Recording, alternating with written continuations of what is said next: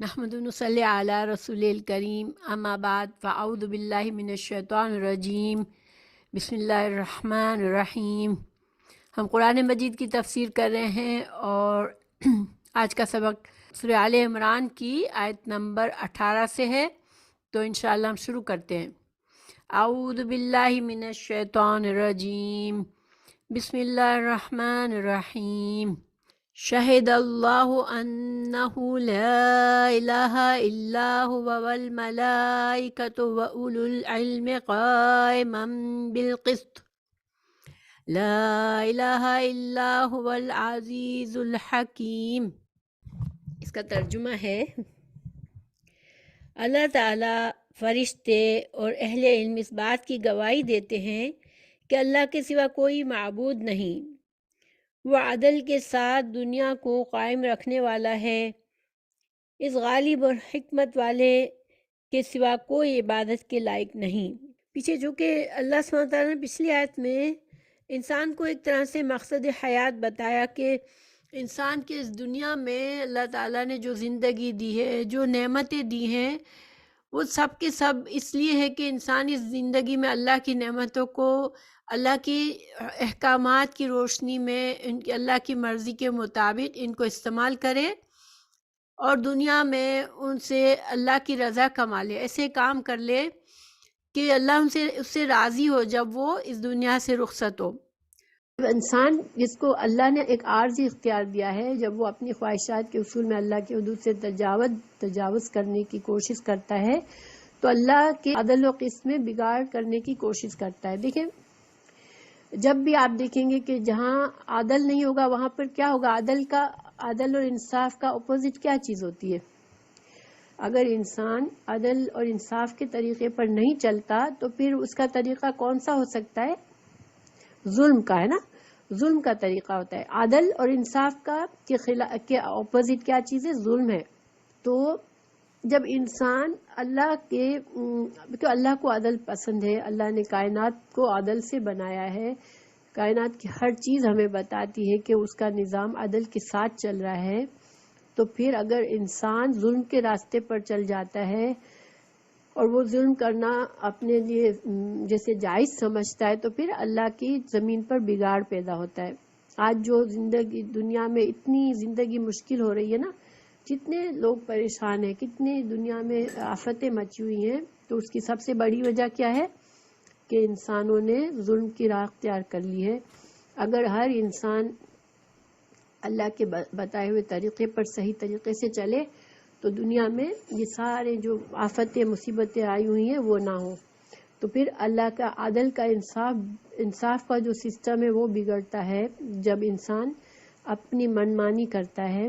اور اللہ تعالیٰ جو ہے وہ مہلت تو دیتا ہے کیونکہ یہ اللہ کی حکمت ہے، اللہ نے ہمیں آزمائش کے لیے پیدا کیا ہے نا، تو اللہ تعالیٰ ہمیں مہلت دیتا ہے، لیکن اللہ تعالیٰ طاقت رکھتا ہے کہ اللہ جب چاہے جب ظالموں کو ختم کر دے اور اللہ تعالیٰ ایسے نافرمانوں کو سزا دے۔ یہ مفہوم چل رہا ہے، ٹھیک ہے، بیک گراؤنڈ یہ چل رہا ہے، یہ ساری آیات ہمیں یہ باتیں بتا رہی ہیں۔ پھر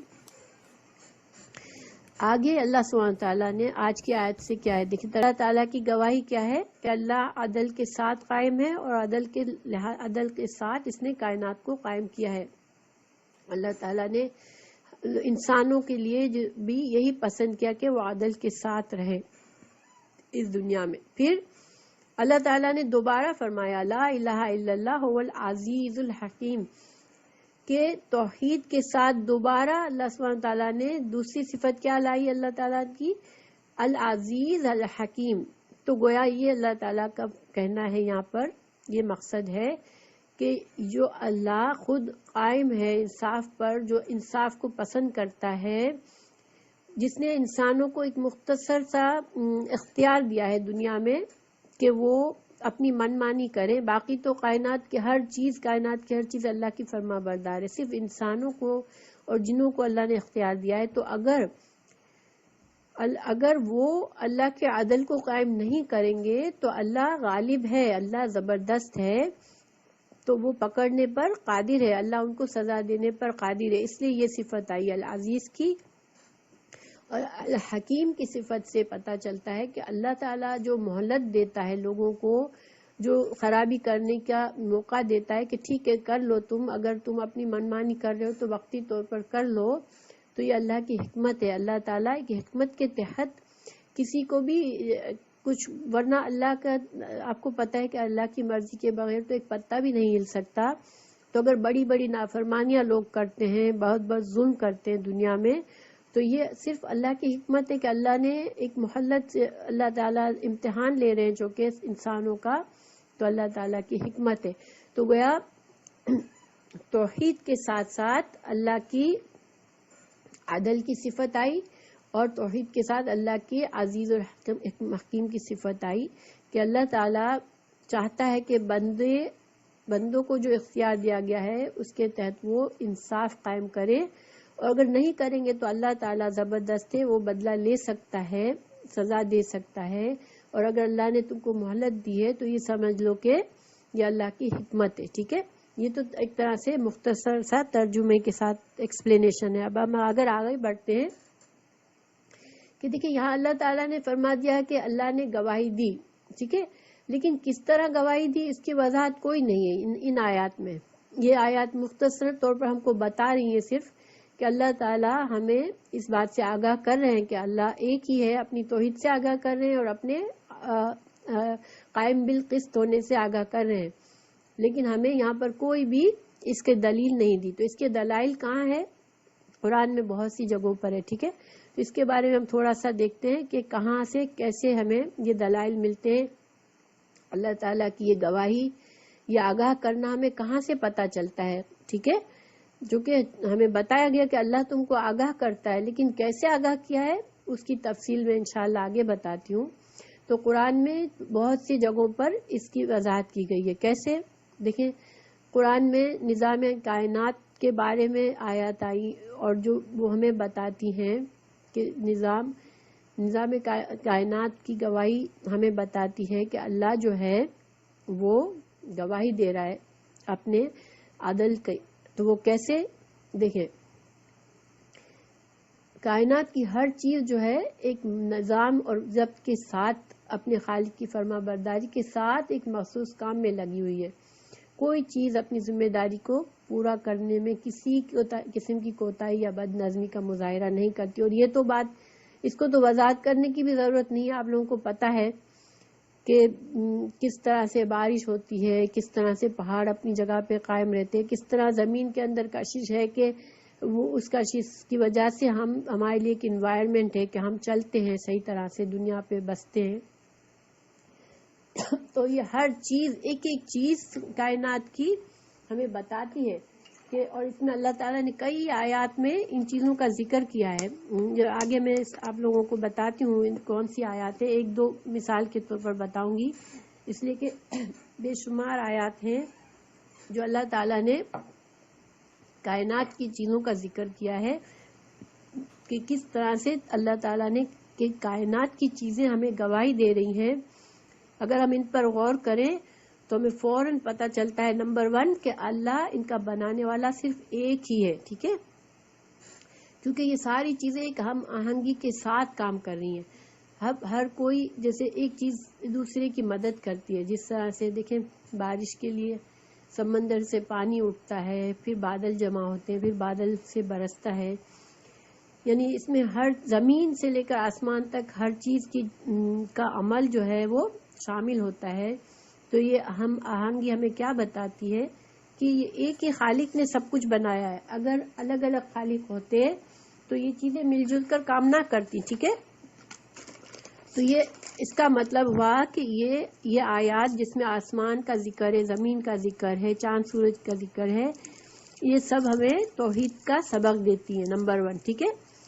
تو اگر انسان کو قرآن کا علم نہ بھی ہو، اگر وہ ان چیزوں پر غور کرے کہ کس نے اس کو بنایا ہے اور کس طرح سے یہ کام کرتی ہیں، تو اس کو اللہ کے ایک ہونے، اپنے خالق کا ایک ہونے کی دلیل مل جاتی ہے اس میں، یہ مطلب ہے۔ پھر اللہ تعالیٰ عدل کے ساتھ قائم ہے، یہ کیسے دلیل ملتی ہے کہ دیکھیں چاند سورج ستارے کوئی چیز ایک دوسرے پر ظلم نہیں کرتی، درخت ہے، کوئی چیز جو ہے وہ مل کر کام کرتی ہے، کوئی ایک دوسرے کے اوپر کہ کسی کا حق تلفی کوئی نہیں کرتا. تو یہ ہمیں اللہ کے عدل کی بات بتاتا ہے. ٹھیک ہے، اس سے ہمیں کائنات کو دیکھ کے دونوں چیزوں کی دلیل ملی کہ چونکہ یہ ساری چیزیں اپنی حد سے تجاوز نہیں کرتی، اپنی اپنی حد میں رہتی ہے، اور حد میں رہنا جو ہے اس کا مطلب ہے کہ وہ عدل کے ساتھ رہتی ہیں. تو اگر ہم قرآن کی آیات پر نہ غور کریں، صرف کائنات پر غور کریں، تو بھی ہمیں اللہ ایک ہے اس کی پتہ چلتا ہے، ہمیں اس کی دلیل ملتی ہے، اور اللہ عدل کے ساتھ ہے اس کی دلیل ملتی ہے. یہ بات سمجھ میں آ رہی ہے کہ ہمیں کائنات کی نشانیوں سے اس کی ہمیں ثبوت ملتا ہے. پھر اللہ تعالیٰ نے کئی جگہ پر کئی آیات سے ہمیں بتایا ہے، لیکن یہاں پر میں نے صرف 2 جگہوں کا کوٹ کیا ہے. ایک تو سورہ رحمان کی آیت 5 سے 8 تک. اعوذ باللہ من الشیطان الرجیم. الشمس والقمر بحسبان والنجم والشجر یسجدان والسماء رفعها ووضع المیزان اللہ تطغوا فی المیزان. سورج اور چاند دونوں ایک حساب کے ساتھ گردش کرتے ہیں، ستارے اور درخت سب سجدہ کرتے ہیں. اور سجدہ سے مطلب یہاں کیا ہے کہ اللہ کے فرما بردار ہے. ویسے تو سجدہ یہاں سجدہ کے معنی میں بھی ہم لے سکتے ہیں کہ اللہ تعالیٰ ہمیں فرما رہے ہیں کہ یہ ساری چیزیں سجدہ کرتی ہیں تو ہم بلیو کرتے ہیں. ٹھیک ہے نا، چونکہ اللہ تعالیٰ فرما رہے ہیں کہ یہ سورج چاند ستارے سجدہ کرتے ہیں اللہ کو، تو ہمیں یقین ہے اس کا، اس لیے کہ اللہ سبحانہ تعالیٰ ہم سے فرما رہے ہیں. ہمیں ان کا سجدہ سمجھ میں نہیں آتا، لیکن چونکہ ہمیں ایمان ہے اس لیے ہم بلیو کرتے ہیں کہ یہ سجدہ کر رہی ہیں. اور جو سجدہ کرتا ہے وہ ایک طرح سے اپنی فرما برداری کا ثبوت دیتا ہے.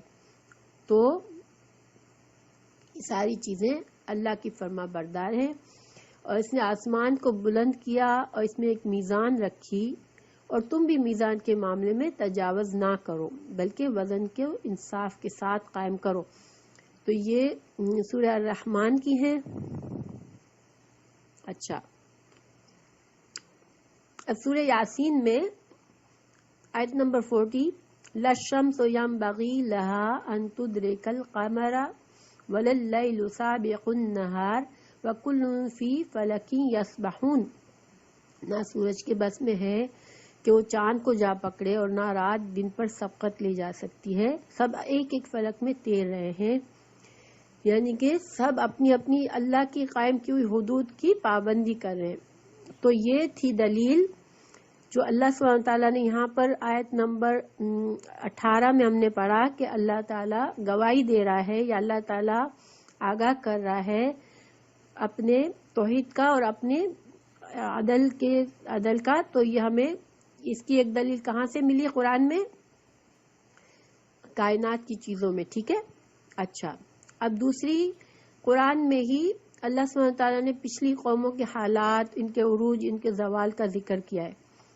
تو یہ جو قصے ہیں پچھلی قوموں کی ہسٹری ہے، اس سے بھی ہمیں اللہ کے عدل کا پتہ چلتا ہے. کیسے؟ دیکھیں، جب بھی ہم نے بار بار پڑھا کہ قومیں آئیں، ان کو اللہ تعالیٰ نے نعمتیں دی، ان کو خوشحالی دی، پھر وہ حد سے آگے بڑھ گئی، ان کے اندر بگاڑ پیدا ہو گیا اور وہ اللہ کی زمین پر فساد کرنے لگیں. پھر انبیاء آئے، ان کو حق بتایا، مگر انہوں نے حق کو مانا نہیں، تو اللہ تعالیٰ نے کیا کیا؟ ان کو تباہ و برباد کر دیا، ان کی جڑ کاٹ دی دنیا میں. تو یہ جو عروج اور زوال ہے، یہ ہمیں بتا رہا ہے کہ اللہ تعالیٰ اپنے عدل کو بگڑنے نہیں دیتے. ٹھیک ہے، ایک وقت تک مہلت ہوتی ہے کسی کی بھی کہ وہ اپنی حدود کو آگے سے آگے نکل جاتا ہے اور دنیا میں ظلم کرتا ہے، لیکن اس ظلم کو کوئی ہمیشہ کے لیے ظالم قائم نہیں رہا. کتنی بڑی بڑی قومیں آئی جو ظلم کیا انہوں نے، لیکن وہ ہمیشہ نہیں رہے. ٹھیک ہے، یہ اللہ کا عدل تھا کہ اللہ نے ان کو پکڑا اور ان کو زمین سے ان کا نشان مٹا دیا. ٹھیک ہے، تو جب ہم یہ پڑھتے ہیں تو ہمیں اس سے ثبوت ملتا ہے کہ واقعی اللہ سبحانہ تعالیٰ جو ہے وہ عدل کے ساتھ اس دنیا کو چلا رہے ہیں۔ یہ بات کلیئر ہوئی؟ انشاءاللہ یہ پوائنٹ بھی سمجھ میں آ گیا آپ لوگوں کے؟ صحیح ہے۔ اب دیکھیں انسان کی اپنی فطرت میں گواہی رکھی اللہ نے، ٹھیک ہے؟ اللہ تعالیٰ نے انسان کو فطرت سلیم پر پیدا کیا ہے، اور اس کو طبعی طور پر سچا سکون اور خوشی کیسے ملتی ہے کہ اللہ کی وحدانیت پر ایمان لائے اور اس کے کیے ہوئے عدل اور انصاف پر زندگی گزارنے سے۔ اگر جو انسان چاہے بہت مالدار نہ ہو لیکن اس کو دل میں اللہ کا ایمان ہوتا ہے اور وہ اپنی زندگی کو پوری کوشش کے جس حد تک اس سے ہو سکتا ہے اتنی کوشش کر کے اللہ کی مرضی کے مطابق گزارتا ہے نا، تو ایسا شخص کبھی بھی غم سے یعنی کہ غم اس کے اوپر حاوی نہیں ہو سکتا۔ دیکھیں آپ نے دیکھا ہوگا کہ بہت سے لوگوں کے پاس دنیا کی اتنی نعمتیں ہوتی ہیں پھر بھی وہ کبھی کبھی خودکشی بھی کر لیتے ہیں نا، دنیا سے اتنے مایوس ہو جاتے ہیں کہ وہ خودکشی تک کر بیٹھتے ہیں۔ حالانکہ کبھی ہم سوچتے ہیں کہ ان کے پاس کیا کمی تھی، عزت شہرت ہر چیز تھی، لیکن کیسے انہوں نے دنیا سے وہ اپنی زندگی کو ختم کیا۔ لیکن ایک سچا مسلمان ہوتا ہے جس کے دل میں اللہ کا پیار ہوتا ہے، اللہ کا خوف ہوتا ہے، وہ اللہ کی مرضی کے مطابق گزار رہا ہوتا ہے، تو اس کے دل میں ایک سکون ہوتا ہے، چاہے اس کو دنیا کی بہت سی نعمتیں نہ ملی ہو۔ اور دیکھیں ہمارا اندر اس بات کی گواہی دیتا ہے۔ آپ لوگ خود اپنے آپ کو پوچھ سکتے ہیں کہ جب آپ کوئی نیکی کا کام کرتے ہیں، جب قرآن کو بہت اخلاص کے ساتھ پڑھتے ہیں، سنتے ہیں، تو ایک سچی خوشی دل میں محسوس ہوتی ہے کبھی آپ لوگوں کو، جو بہت ہی جیسے پیسفل قسم کا انسان کے اندر ایک سکون محسوس ہوتا ہے نا۔ اور جب ہم بعض اوقات ہم جیسے پڑھتے پڑھتے قرآن سے ایک تعلق ٹوٹ جاتا ہے ہمارا وقتی طور پر، ہم دنیا کی چیزوں میں بزی ہو جاتے ہیں، تو کیا ایک بے چینی ہوتی ہے، حالانکہ ہم اچھے کام کر رہے ہوتے ہیں، انجوائے کر رہے ہوتے ہیں، کہیں گھوم پھر رہے ہوتے ہیں بہت، یا تفریح کر رہے ہوتے ہیں، کچھ بھی کر رہے ہوتے ہیں، لیکن ایک دل کے اندر بے چینی ہوتی ہے نا۔ وہ کیوں ہوتی ہے کہ اللہ نے ہماری فطرت میں سچائی رکھی ہوئی ہے، اللہ تعالیٰ نے ہمارا اندر ہمیں گواہی دیتا ہے کہ نہیں دیکھو تمہارے لیے سچی خوشی کیا ہے کہ تم اپنے اللہ واحد اللہ جو تمہارا خالق ہے اس کے فرما بردار بن کے رہو۔ اس کو اگر ہمیں احساس ہوتا ہے کہ اللہ کو ہم نے ناراض کر دے والا کوئی کام کیا ہے تو خود بخود دل پریشان ہو جاتا ہے، چاہے ہمیں وقتی طور پر اس کام میں بہت لذت محسوس ہوئی ہو، لیکن بعد میں یا ایون کرتے وقت بھی ایک دل کے اندر بے چینی اور خالش ہوتی ہے۔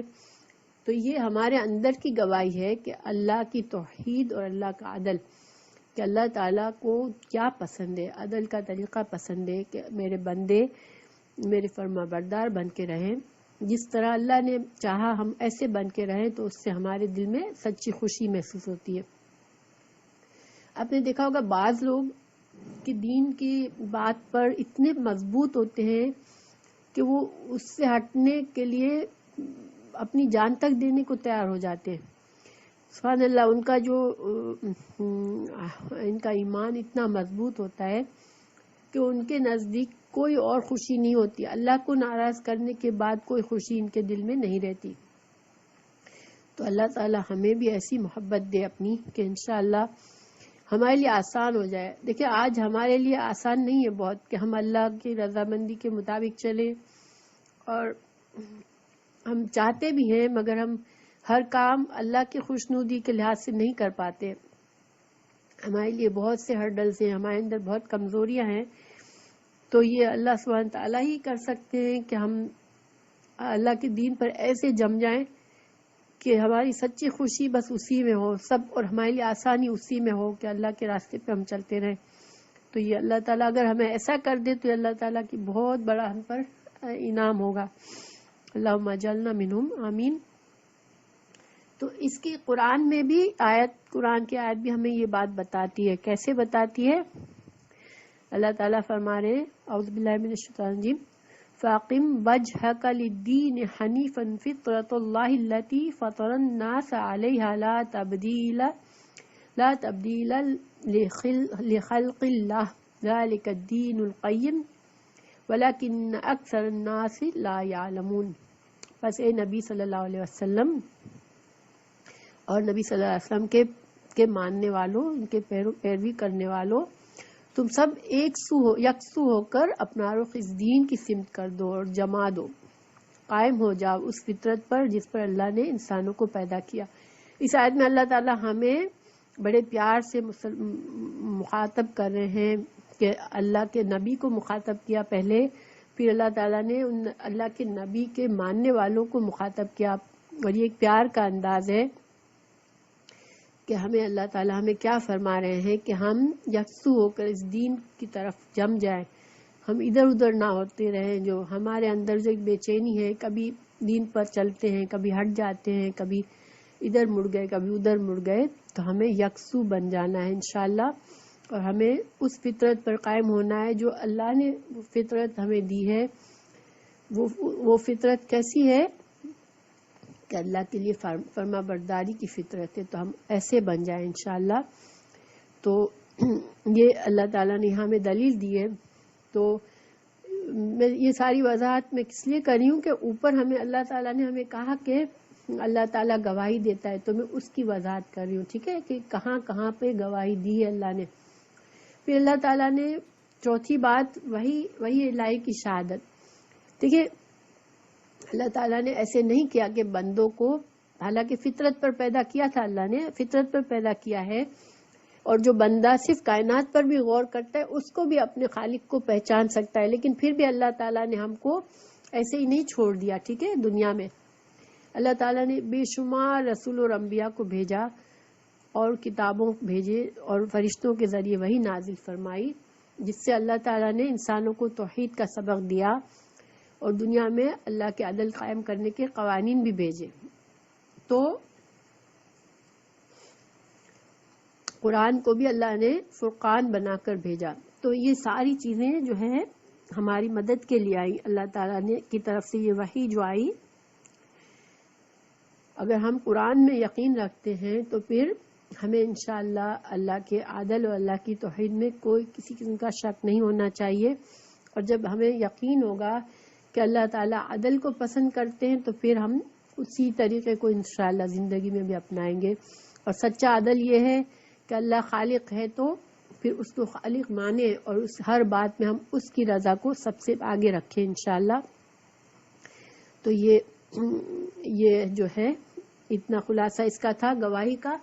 پھر آگے ایک آیت کا خلاصہ، پوری آیت کا خلاصہ اگر مجموعی طور پر ہم دیکھیں تو اللہ تعالیٰ نے اس آیت میں اپنی توحید اور عدل کے پر قائم ہونے کی گواہی خود بھی دی، اور اس گواہی میں فرشتوں کی گواہی اور اہل علم کی گواہی کو بھی شامل کیا۔ تو گویا اہل علم کو، جیسے میں نے بتایا کہ اس میں اہل علم کی بہت بڑی فضیلت ہے، ٹھیک ہے، اور اللہ تعالیٰ ہمیں ان میں سے بنائے، کیونکہ یہ بہت اللہ تعالیٰ نے اپنے اور فرشتوں کے ساتھ اہل علم کا نام بھی شامل کر لیا، تو یہ بہت بڑی سعادت ہے۔ اور اس کے لیے اللہ تعالیٰ نے یہ نہیں کنڈیشن لگائی کہ بس یہ تو اب گزر گیا، اب کوئی اہل علم نہیں آنا ہے، نہیں، جو بھی انسان آج بھی قرآن کو مضبوطی سے پکڑتا ہے، رسول اللہ صلی اللہ علیہ وسلم کی ٹیچنگز کو مضبوطی سے پکڑتا ہے اور پھر اس پر خود بھی قائم ہوتا ہے، دوسروں کو بھی دیتا ہے، تو انشاءاللہ وہ اہل علم میں آ جائے گا، اور اللہ تعالیٰ ہمیں ان میں سے بنائے، اہل علم میں سے بنائے، آمین۔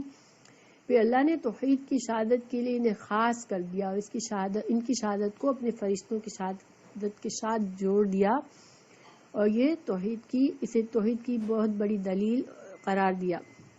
تو اب اس کا ایک اور سائیڈ فائدہ کیا نکلتا ہے کہ اہل علم کو جب اللہ تعالیٰ نے یہ کہا کہ اہل علم بھی گواہی دے رہے ہیں، تو اس سے امام شوکانی نے یہ کہا کہ ایک تو یہ کہ یہ اہل علم وہ ہیں جو کہ قرآن اور سنت کا صحیح علم رکھتے ہوں، اور دوسرا نقطہ یہاں یہ نکلتا ہے کہ جب اہل علم ہمیں کوئی بات کہیں، ٹھیک ہے، تو ہمیں بھی ان کی بات کو ماننا ہے، ٹھیک ہے، کیونکہ اللہ تعالیٰ نے ان کی گواہی کو بھی ایکنالج کیا ہے۔ جب اللہ تعالیٰ کہہ رہے ہیں کہ یہ بندہ، میرے یہ بندے حق بات کہنے والے ہیں، تو پھر ہمیں ان کی بات ماننی ہے، ٹھیک ہے۔ یہ ایک سائڈ کا نقطہ ہے یہاں پر کہ اہل علم کی بات کو مانا جائے، اور یہ علم کون سا ہے؟ قرآن اور حدیث کا علم، ٹھیک ہے۔ اچھا، اب یہ بات میں پہلے بھی واضح کر چکی ہوں کہ 2 بار اللہ تعالیٰ نے اپنی توحید کی گواہی دی اور 2 بار اپنی صفت کے ذکر کیا. تو انشاءاللہ یہ آپ لوگوں کے لیے واضح ہو گیا ہوگا کہ پہلی بات توحید کے ساتھ اللہ تعالیٰ نے اپنی عدل کی صفت بتائی کہ اللہ تعالیٰ عدل کرے گا، یعنی کہ یہ ایک طرح سے دھمکی ہے.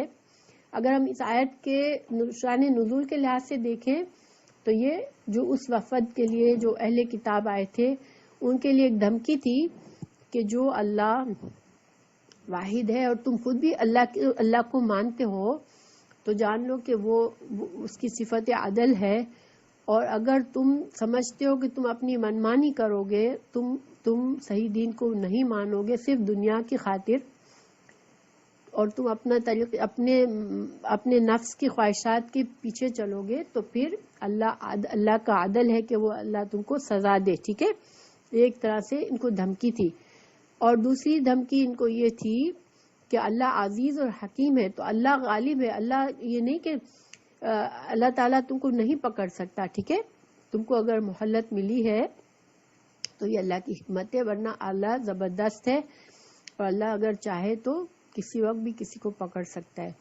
تو یہ ایک طرح سے اگر آیات کے لحاظ سے دیکھیں تو ان کے اوپر دھمکی آتی ہے اس بات کی. ٹھیک ہے، اور یہ ظاہری بات ہے کہ جیسے میں نے کہا کہ قرآن کی آیات جو ہے وہ ہمیشہ کے لیے ہیں، تو ہمارے لیے بھی ہم میں سے آج جو بھی اس طرف جاتا ہے اپنا ڈائریکشن غلط کرتا ہے. دیکھیں آج مسلمانوں کے کیا حالات ہیں، اتنے اختلافات ہیں، اتنے فرقے بازیاں ہیں. تو یہ کیوں ہے؟ یہ اس لیے کہ انسان اپنے نفس پرستی میں پڑا ہوا ہے، اور اسی کو اس آیت میں واضح کیا گیا اگلی آیت میں. ٹھیک ہے، بے شک اللہ تعالیٰ کے نزدیک دین اسلام ہی ہے، اور اہل کتاب نے اپنے پاس علم آ جانے کے بعد آپس کی سرکشی اور حسد کے بنا پر ہی اختلاف کیا ہے. تو اللہ تعالیٰ کی آیتوں کے ساتھ جو بھی کفر کرے گا اللہ تعالیٰ اس کا جلد حساب لینے والا ہے. ٹھیک ہے، تو یہاں پر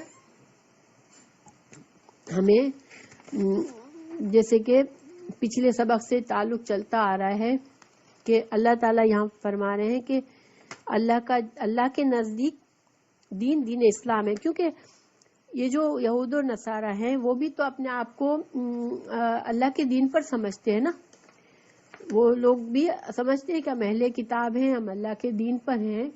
تو اللہ تعالیٰ نے یہاں کیا بات بتائی کہ اللہ کے نزدیک دین اسلام ہی ہے اصل، اور یہی دین ہے جو اس کو تمام پیغمبر لائے تھے.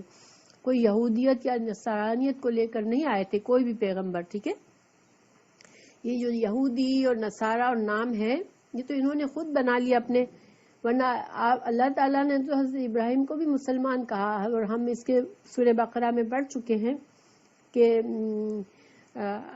حنیفم مسلمہ، وہاں حضرت ابراہیم علیہ السلام کی یہ صفت بتائی گئی تھی کہ وہ یکسو مسلمان تھے.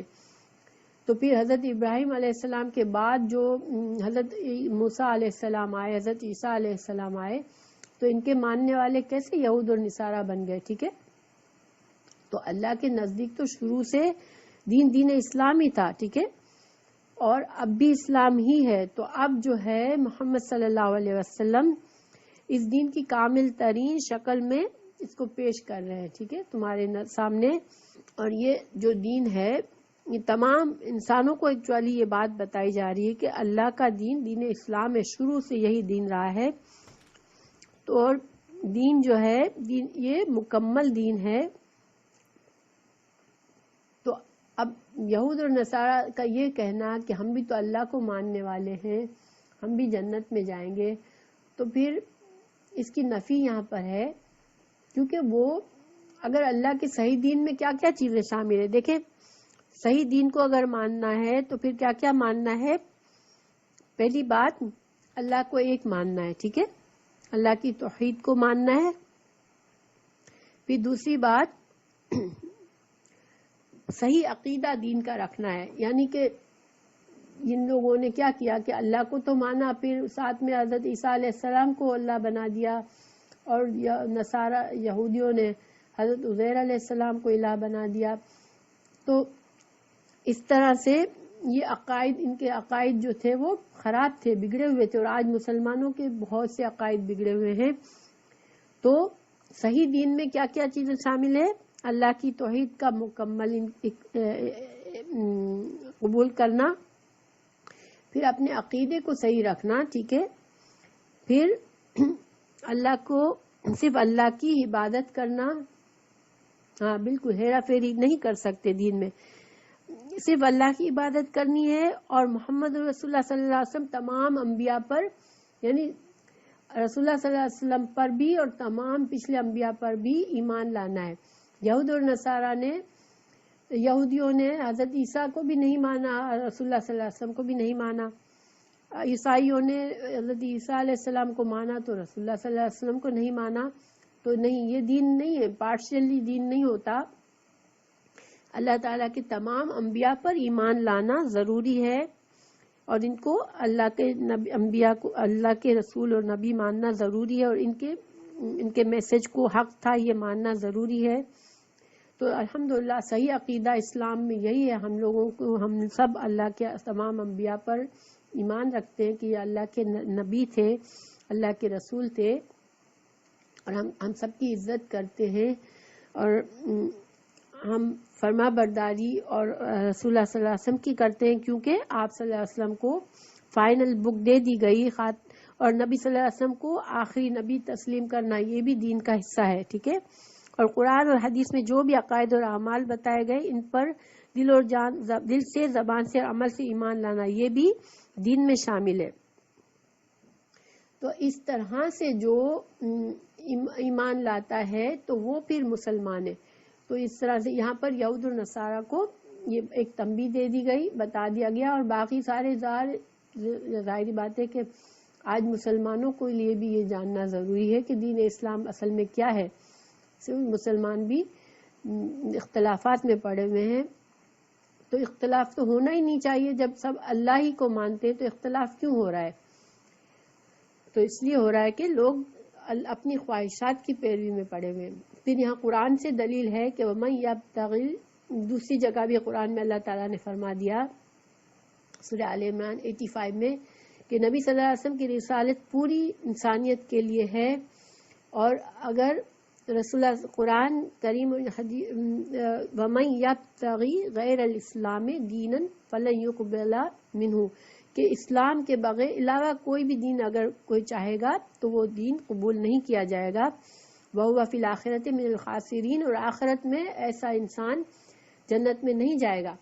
تو یہاں پر ہمیں جواب ملتا ہے کہ اہل کتاب کیوں جہنم میں جائیں گے، کیونکہ انہوں نے رسول اللہ صلی اللہ علیہ وسلم کو نہیں مانا، اور آپ صلی اللہ علیہ وسلم کو ماننا دین کا حصہ ہے، ٹھیک ہے، تمام انبیاء کو ماننا یہ شرط ہے دین میں، اسلام کی، اللہ کی مکمل فرما برداری یہی ہے کہ اللہ کے تمام رسولوں کو مانا جائے۔ پھر دوسری جگہ قرآن میں ہے قُلْ يَا أَيُّهَا النَّاسُ إِنِّي رَسُولُ اللَّهِ إِلَيْكُمْ جَمِيعًا، آپ صلی اللہ علیہ وسلم کو اللہ تعالیٰ نے فرمایا کہ آپ کہہ دیجئے کہ میں جو ہوں میری رسالت تمام انسانیت کے لیے ہے۔ تو گویا یہود نصارہ جو بھی ہیں، مشرکین جو بھی ہیں، ان کو اگر وہ آپ صلی اللہ علیہ وسلم کو اللہ کا رسول مان لیتے ہیں اور اللہ کی توحید کو مان لیتے ہیں تو پھر وہ سچے دین پر ہے۔ کہہ دیجئے لوگوں میں تم سب کی طرف اللہ کا رسول ہوں۔ پھر یہاں پر تبارک الذی نزل الفرقان علی عبدہ لیکون للعالمین نذیرا، آپ صلی اللہ علیہ وسلم کی جو رسالت ہے وہ تمام جہانوں کے لیے، یہ سورہ فرقان میں ہے۔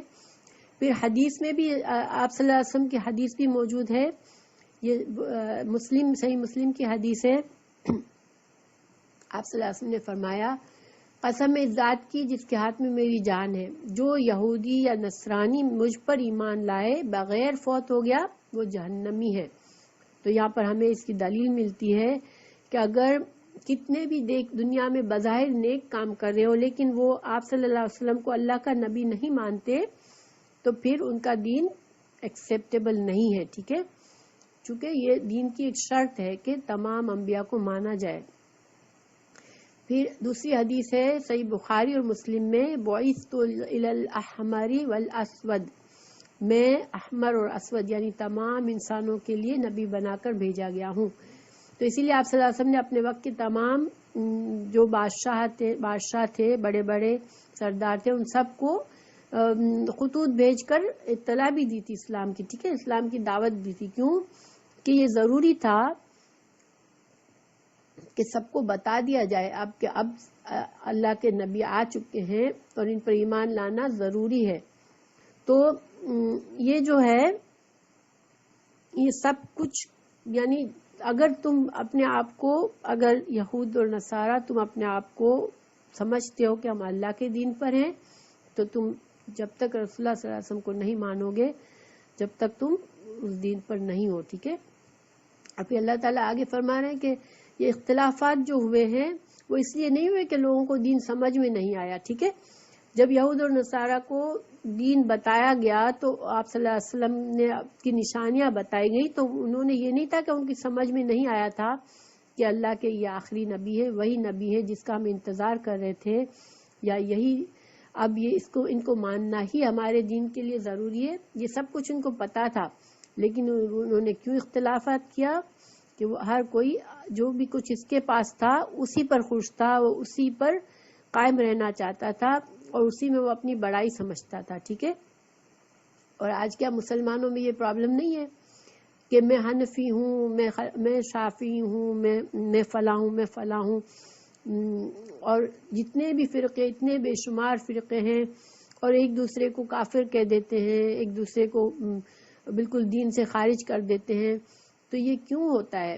یہ صرف چونکہ انسان کے اندر حسد ہوتا ہے، انسان کے اندر اپنی بڑائی کا منمانی ہوتی ہے، اس لیے انسان ضد کرتا ہے، ورنہ دین حق کو سمجھنا کوئی اتنا مشکل نہیں ہے، ٹھیک ہے.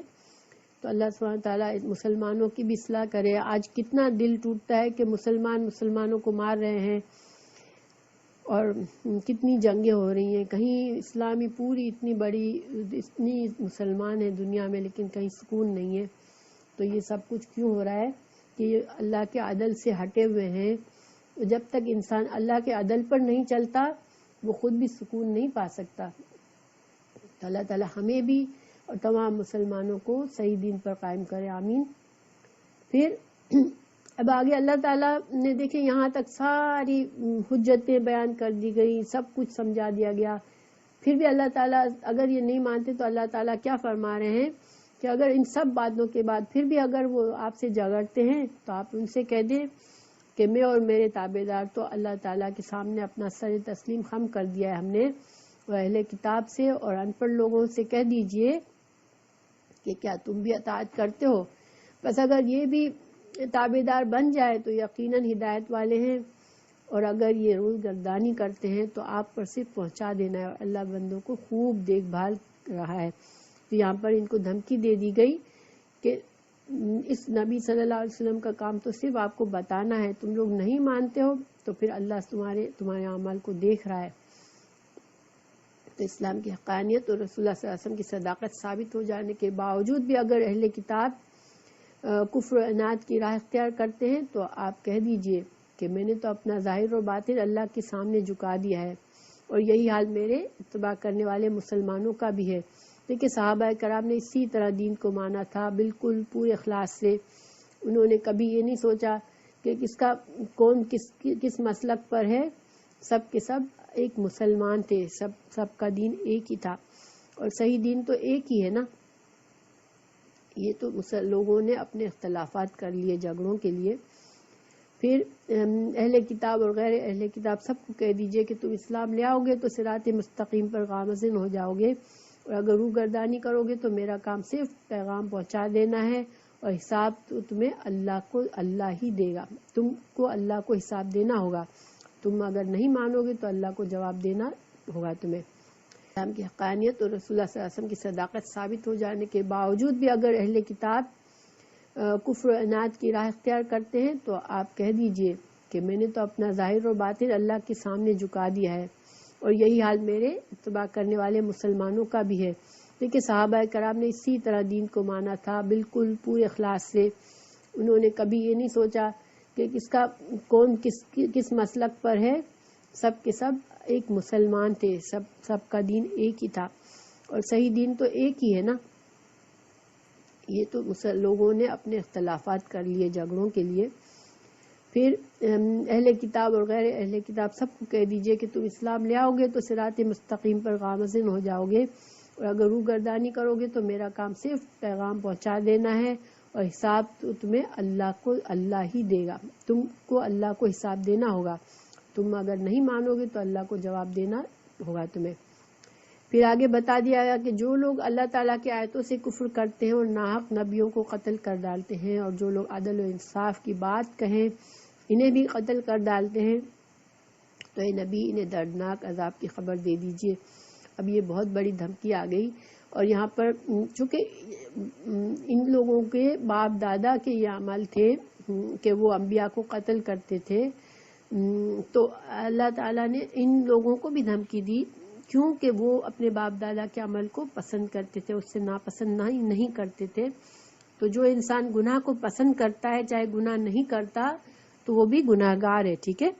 تو یہ بات ہمیں بھی یاد رکھنی ہے کہ صرف گناہ کرنا ہی گناہ نہیں ہوتا، گناہ گار کو پسند کرنا اور دل میں خواہش رکھنا اور کہ ایسا بننے کی کوشش کرنا، یا ان کو جیسے پسندیدگی کی نگاہ سے دیکھنا، یہ سب گناہ کی باتیں ہیں، اور انسان خود گنہگار ہوتا ہے۔ تو آگے اب دیکھیں کہ ان کی سرکشی اور بغاوت اس حد تک پہنچ گئی، اور انسان دیکھیں، انسان جو ہے نا جب غلط راستے پر چل نکلتا ہے نا، پھر کوئی انتہا نہیں ہوتی کہ وہ کہاں پہنچ جاتا ہے، ٹھیک ہے؟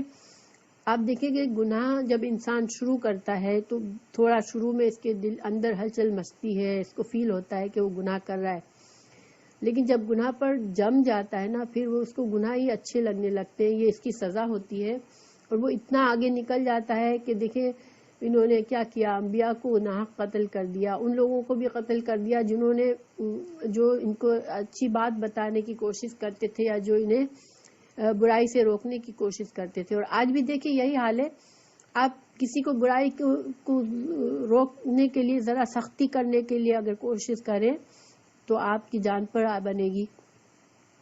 کوئی بھی صرف آپ اور جو انسان اچھائی کے لیے کسی کو بلاتا ہے وہ تو خیر خواہ ہوتا ہے، اس کا مقصد اس کو ذاتی فائدہ نہیں ہوتا، وہ تو انسانوں کی بھلائی چاہتا ہوتا ہے۔ اور جب انسان یہ ایک بہت بڑی سزا ہے انسان کے لیے، جب انسان نافرمانی کا راستہ چوز کرتا ہے تو شیطان اس کا دوست بن جاتا ہے، اور جب شیطان دوست بنتا ہے تو انسان کو اپنے گناہ بہت اچھے لگنے لگتے ہیں، اس کو پتہ ہی نہیں چلتا کہ میں گناہ کر رہا ہوں، بلکہ وہ خوش ہوتا ہے اپنے گناہوں سے، ان کو اچھا سمجھ کے کرتا ہے۔ تو یہ بہت خطرناک جگہ پہ پہنچ جاتا ہے انسان، اور اللہ تعالی ہمیں محفوظ رکھے۔ دیکھیں جب تک ہمیں یہ ہوگا کہ ہم غلط کر رہے ہیں، جب تک ہم اپنے آپ کے سدھارا کرنے کی کوشش کریں گے، لیکن اگر ہمیں اپنی غلطی نظر نہیں آئے گی تو پھر ہم کیسے سدھریں گے نا؟ ایک غلطی کا احساس ہو جانا بھی ایک اصلاح کا ذریعہ ہو جاتا ہے۔ تو اللہ تعالی ہمارے اندر یہ عاجزی پیدا کر دے کہ ہم کبھی بھی اپنے آپ کو اتنا بڑا نہ سمجھ لیں کہ ہماری کوئی اصلاح کرنے کی کوشش کرے ہم اس کو بھی برا سمجھیں، ٹھیک ہے؟ تو یہ بہت بڑے دکھ کی بات ہوگی اور بہت غلط بات ہوگی۔ آگے ہے پھر اللہ تعالیٰ نے آخر میں کنکلوژن بتا رہے ہیں کہ جو ان لوگوں کے اعمال دنیا اور آخرت میں غارت ہو گئے، ان کے کوئی مددگار نہیں، دنیا میں ان کے اعمال اس طرح ضائع ہوئے کہ اللہ نے ان کی مذمت کی، ذلیل اور رسوائی کا سامنا کرنا پڑا اور قتل کیے گئے، ان کی عورتیں اور بچے قیدی اور غلام بنا لیے گئے، ان کے اموال بطور غنیمت مسلمانوں میں تقسیم کر دیے گئے، اور آخرت میں بھی اللہ تعالیٰ ان کے ثواب کو عذاب علیم میں بدل دے گا۔ دیکھیں آپ صلی اللہ علیہ وسلم کے زمانے میں صحابہ کرام سچے دین پر آ گئے تو اللہ نے ان کو اتنی بڑی بڑی کامیابیاں دی کہ اس دور کی جو بڑی بڑی حکومتیں تھیں، فارس کی اور روم کی، ان سب پر اللہ نے مسلمانوں کو غالب کر دیا۔ اور جیسے جنگ بدر میں اتنی عظیم کامیابی دی تھی، ایسی بڑی بڑی کامیابی دی اللہ نے ان کو۔ آج مسلمان خود بگڑے ہوئے ہیں، خود اپنے ایمان سے ہٹے ہوئے ہیں، تو آج مسلمان کی کوئی مدد کرنے والا نہیں ہے، اور مسلمان اپنے دلدل میں خود پھنسے ہوئے ہیں۔ تو اللہ تعالی ہم لوگوں کی سب کی اصلاح کرے، اور اصلاح دیکھیں ہمیں یہ دیکھنا ہے کہ ہم سب سے پہلے اپنی اصلاح کریں، ٹھیک ہے؟ اگر ہم آج اپنے آپ سے کہہ دیں کہ نہیں مجھے اپنے اوپر سخت نظر رکھنی ہے، ٹھیک ہے، تو انشاءاللہ اگر ہم اپنے اوپر سخت نظر رکھیں گے، اپنی اصلاح کریں گے، تو آئندہ ہم دوسروں کی بھی مدد کر سکیں گے اور اللہ تعالی ہمیں محفوظ رکھے گا گمراہی میں آگے بڑھنے سے۔ پھر آپ ٹوٹل اوور آل ذرا سا ہم خلاصہ کر لیتے ہیں کہ ہم نے کیا پڑھا آج، کہ اگر ہم ان آیات کے شان و نزول پر غور کریں تو ان آیات میں اللہ تعالیٰ کی طرف سے ایک دھمکی اور ناراضگی کا اظہار ہے، جو وفد نجران کو دعوت اسلام کو پورے دلائل کے ساتھ پیش کیے جانے کے بعد بھی عیسائی علماء نے اس دعوت حق کو قبول نہیں کیا، تو اس وجہ سے اس بیک گراؤنڈ کو پیش کیا جا رہا ہے۔ پھر آج ہم اس آئینے میں مسلمانوں کا رویہ دیکھ لیں تو ہماری اکثریت کا جو حال ہے وہ اہل کتاب سے کچھ زیادہ مختلف نہیں ہے۔ پھر آج مسلمان اتنے ہی دین پر خوش ہیں جو باپ دادا نے اپنے ماحول سے ہم کو سکھا دیا۔ ہم میں سے ہر کوئی جو ہے مطمئن ہے کہ ہم تو مسلمان ہیں، ہم تو نمازیں تو پڑھتے ہیں، ہم تو کوئی کسی کا جان تو نہیں لیتے، ہم کسی کا مال تو نہیں لوٹتے، تو ہم کامیاب ہیں۔ لیکن نہیں، ہمیں اتنے سے اور آگے بڑھنا ہے، ٹھیک ہے؟ انشاءاللہ ہمیں اور قرآن کو سیکھنا اور سمجھنا ہے، تاکہ ہمیں اللہ تعالیٰ کی صحیح خوشی، ہمیں رضامندی کیسے حاصل ہوگی وہ ہمیں مل جائے۔ کیونکہ قرآن کو ہماری اکثریت کس طرح لیتی ہے، ایک تو بہت سے لوگ تو قرآن کو بس گھر میں رکھتے ہیں برکت کے لیے، بہت سے لوگ صرف اگر اس کو پڑھتے ہیں تو اس کو صرف پڑھتے ہیں بغیر سوچے سمجھے، صرف اجر و ثواب کے لیے، ٹھیک ہے؟ اور کچھ لوگ اصل میں قرآن کو کیا ضرورت ہے کہ قرآن کو سیکھا جائے، سمجھا جائے کہ اللہ تعالیٰ ہم سے کیا چاہ رہے ہیں، قرآن کی تعلیمات کے آئینے میں اپنے اعمال کا جائزہ لینا ہے ہم کو۔ اور پھر قرآن کو اللہ نے فرقان بنا کر نازل فرمایا ہے، یہ انسانیت کو اللہ کے قائم کیے ہوئے عدل اور انصاف کے مطابق ہم کو زندگی گزارنے کا سبق دینے کے لیے نازل ہوا ہے، تو ہمیں اس مقصد سے قرآن کو سیکھنا ہے انشاءاللہ۔ پھر اللہ تعالیٰ ہم سب کو ہدایت فرما دے کہ ہم قرآن کو سیکھیں، اپنی زندگیوں میں اس کی تعلیمات کے آئینے میں سنواریں، تاکہ اللہ کی رضا حاصل کر سکے اور دنیا اور آخرت میں کامیاب ہو، آمین۔ اور دیکھیں کبھی بھی اللہ تعالیٰ نے یہ سارے قصے ہمیں اس لیے نہیں سنائے کہ وہ کتنے برے لوگ تھے، یہ لوگ کیسے کرتے تھے، نہیں، اللہ تعالیٰ کا یہ مقصد نہیں ہے، وہ بھی اللہ کی مخلوق ہے اور اللہ اپنی تمام مخلوق سے محبت کرتا ہے۔ ہمیں یہ قصے صرف اس لیے بتائے جا رہے ہیں تاکہ ہم اپنے عمل کو دیکھیں، ٹھیک ہے؟ تو اللہ تعالیٰ ہمیں اپنی اصلاح کرنے کی توفیق دے، آمین۔